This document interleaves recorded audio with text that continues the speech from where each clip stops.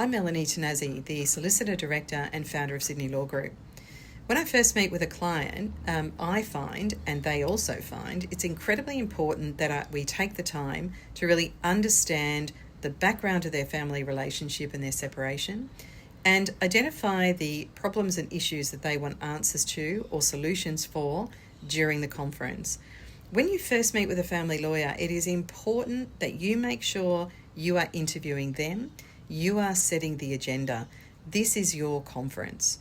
You need to make sure that the lawyer is not railroading the process by following you through a pattern, I guess, of how they ordinarily do things.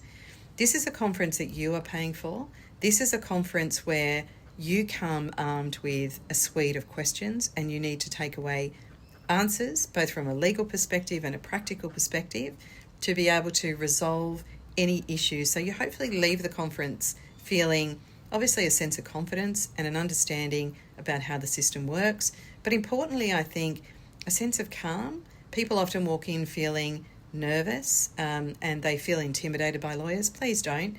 If a lawyer makes you feel that way, they're not for you. Move on, find somebody else. The lawyer needs to understand what you want to achieve. You need to discuss whether those things are achievable, and if they're not achievable, whether some sort of variation might be, what that might look like. People often come in thinking, well, I only have these options, but in fact, we talk to them about all these other options and they're like, oh, I had no idea. That's so much easier. I would really like to take that approach. A client-solicitor relationship is built on honesty, transparency, and trust. It's a two-way street.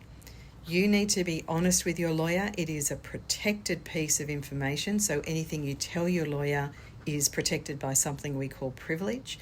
That is, we can't as lawyers disclose it to anyone else without your permission. So you need to be honest and transparent in your communication.